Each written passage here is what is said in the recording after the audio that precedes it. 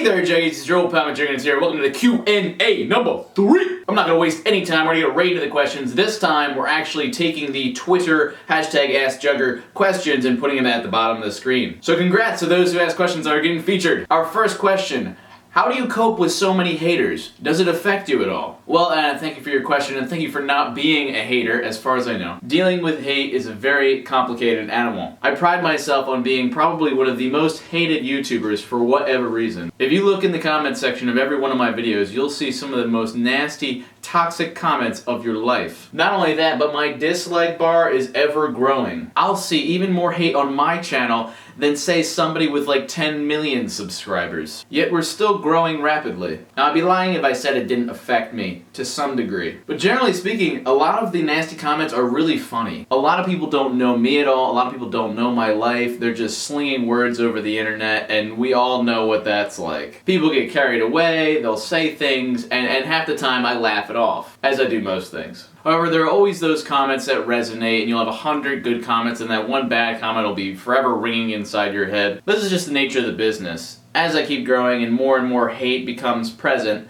I just try to brush it off, almost like a Taylor Swift shake it off. What ends up happening is as you progress, you sort of have this disconnect with your actual self. You have a person that's on the internet and then your real life self, and you almost sort of turn off your emotions. So with that disconnect, that way you're not affected emotionally by every single comment that's left. If you take it with a grain of salt, and also just kind of have this thick skin and be like, you can say whatever you want, you know, you're still giving me your views, even that dislike's interacting with the video. The daily dislike! So as long as we still have those true juggies and the channel's still growing, that's all that matters. At the end of the day, you always have to remember, you can't win everybody over.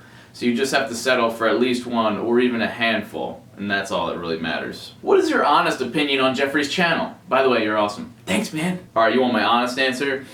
It's fucking bull! Deep down, I'm really glad Jeffrey has his own channel. He's been bitching and moaning for the last like 6-7 months. I'm finally glad he has his own place to put his videos, his content. Not only that, but I'd say him having a channel also helps my channel out, because then suddenly, you know, we have this inner circle and we can kind of share subs, even though he pretty much stole all of mine. But I'd say it's a good thing, and it helps having another family member that knows about the YouTube business and uploading videos and whatnot. Even though he's still a dick. I'll even be kind enough to put his channel right there in the corner.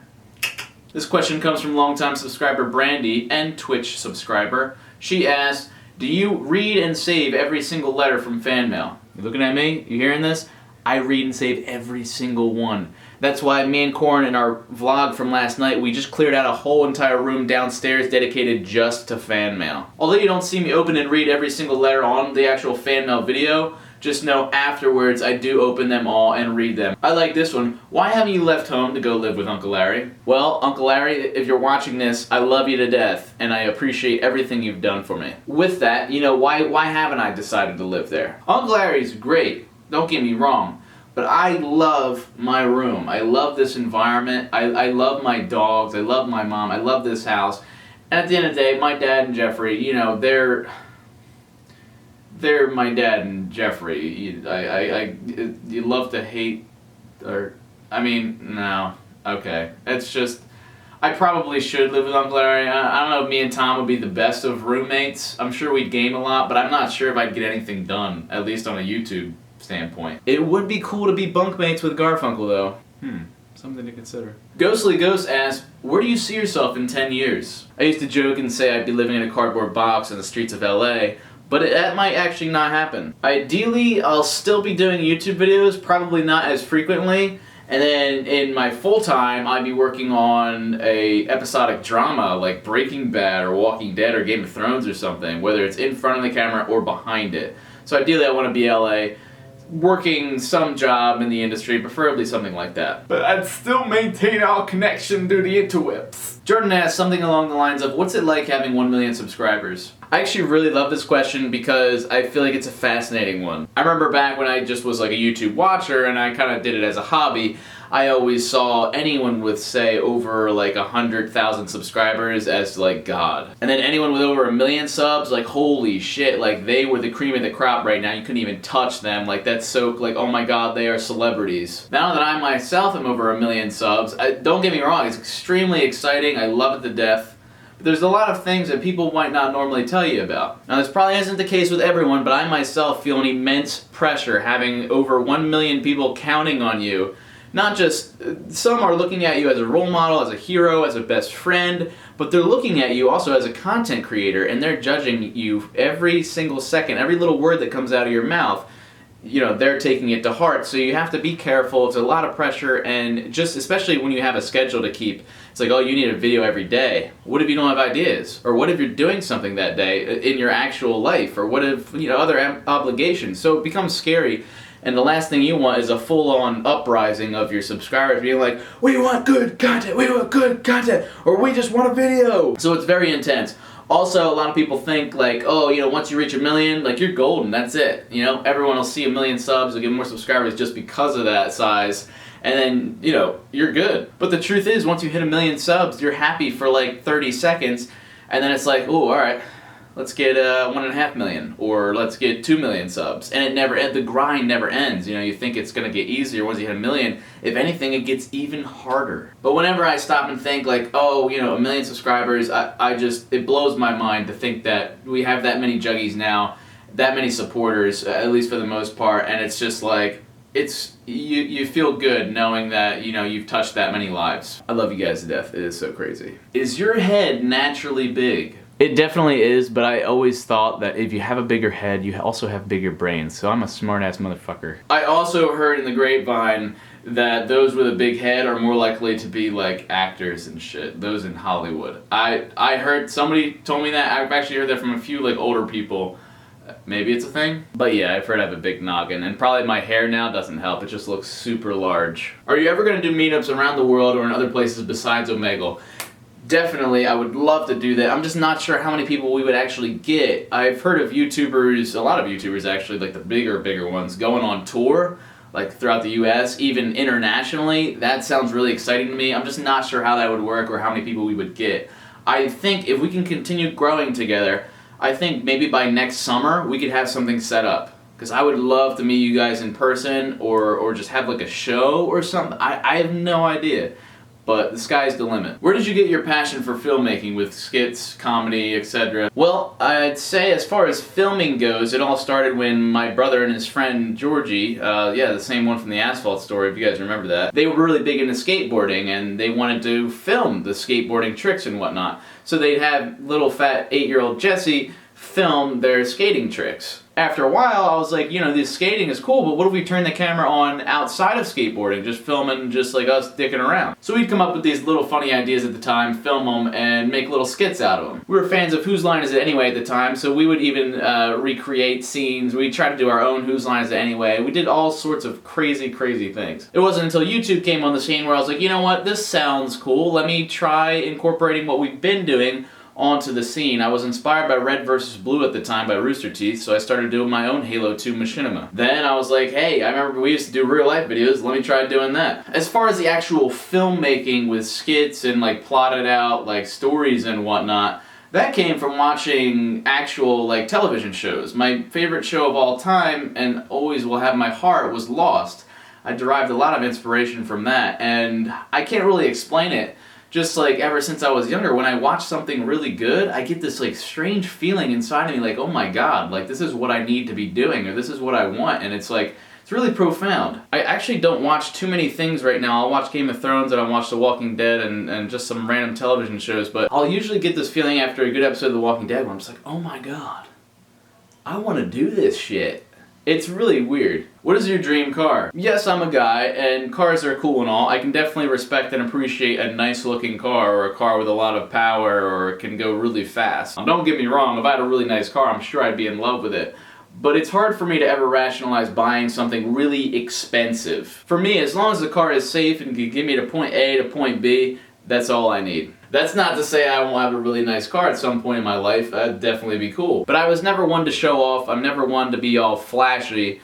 I'm a pretty humble person, so I'll literally drive a shitty car for the rest of my life as long as it's safe and does its job right. I really love this question because I'm very idealistic and I like to explore different scenarios and things in my head. What would your life or future look like if you didn't do YouTube? This question scares the living shit out of me because I have no freaking idea. I graduated college last year. I wasn't sure what exactly I was doing. I was still getting over a brain injury. I was really big into gaming at the time, and I said, you know, I'm gonna try doing YouTube like full time, even though I was making like pennies. So if YouTube wasn't a thing, I'd probably still be gaming, and my original plan was after graduating, at the end of summer, beginning of fall, I was going to move to LA, try and make it in the industry. So what would my life be like? I'd probably be in a really shitty apartment, sharing it with one other, or two, or three, or five other people in LA. I'd be doing some crappy job just to try and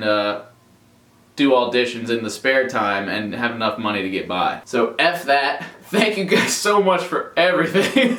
You guys changed my life and literally saved it. Mason asked, what was it like working at a bank? If you're not sure what he's referencing, before I decided to go full-time YouTube, senior year of college, I was working at a bank, and I ended up quitting for YouTube. But what was it like working there?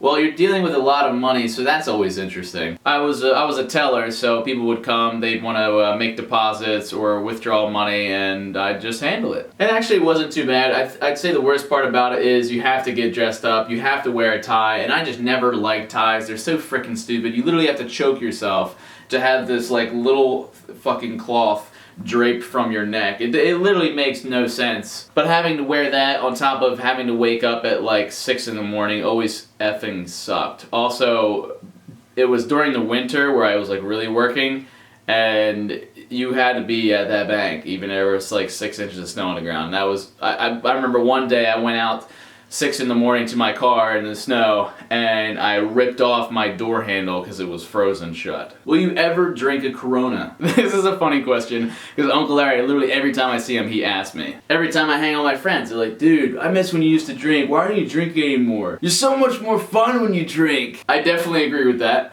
But why don't I do it anymore? Well, as I said before, I received a brain injury. Ever since then, I've been really traumatized. Like, you guys have no idea what it was like for those like 8 months.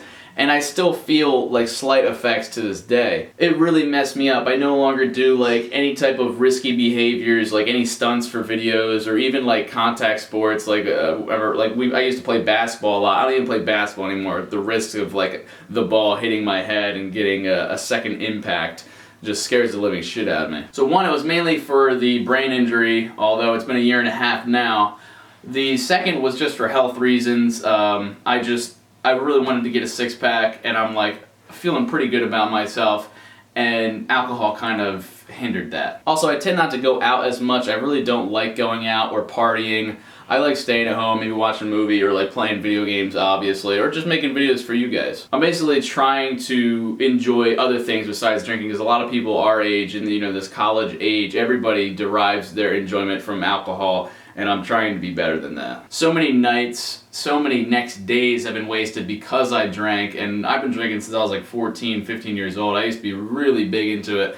So the fact that I'm clean now for 1.5 years, like I felt like, and it just so happens when I've been sober for 1.5 years, this has also been the most successful I've ever been in my entire life. Maybe there's something to that, I don't really know, but I definitely say I have a lot more self-control now, which that lends itself to literally everything in your life. So will I ever drink Corona? There's a possibility. I could see myself going back to like moderately drinking down the line. I definitely don't think I want to go my whole life without it, because I do think I'm just like so much crazier and funnier, definitely funnier and nicer when I drink. I just have to be able to monitor my drinking habits, because Jesse sometimes doesn't know when to quit, and I get really stupid drunk. No. This question seems like it's in relation to our big therapy session we had, and just stuff that my dad usually says. Do you think video games have made you aggressive at all? As I said in one of my vlogs, I think the one after our therapy session, I state all the different benefits I find video games have provided me with. Honestly, I don't think I have a violent bone in my body unless like you really f***ed with me, then I'm gonna go batshit crazy on your ass. There's only maybe a handful of times where it has. Like I played the game Trials, that freaking like motorcycle dirt bike game. That has pissed me off to the point where I've wanted to throw controllers. Also, some of the Call of Duty veteran campaigns, I've gotten stuck at certain parts and I literally just want to like punch myself in the dick. But as far as translating it over to real life, there was one time me and Corn were in the basement. Saints Row 3 had just came out. We played it like 3 days straight, completed the whole campaign, and then I remember we went to go get some cheesesteaks, and I remember driving on the way to get the cheesesteaks, I saw people on the sidewalk in town, and I just had this urge to just kind of swerve over and just literally run them down, mow them over, like hit them, have them flip over the windshield, just like annihilate them. And I started veering, and I was like, whoa, whoa, whoa. Corn's like, whoa. And I was like, yeah, like, I don't know, we've been playing that game too much, man. If anything, though, I'd say it's definitely more of a stress reliever so that these types of things don't happen in real life. What camera were you using before the Canon 70D? That's pretty easy. We were using a Canon Vixia HV40. It used these mini DV tapes, 60 minutes a pop, so you put it in, you'd record for 60 minutes, take it out, and even when you had to upload it to the computer, you'd have to play back the tape. So you'd have to sit there for the full 60 minutes just to upload it to the computer. You'd also need a wire to do that. I literally have like 200 tapes of just raw footage from all the old stuff.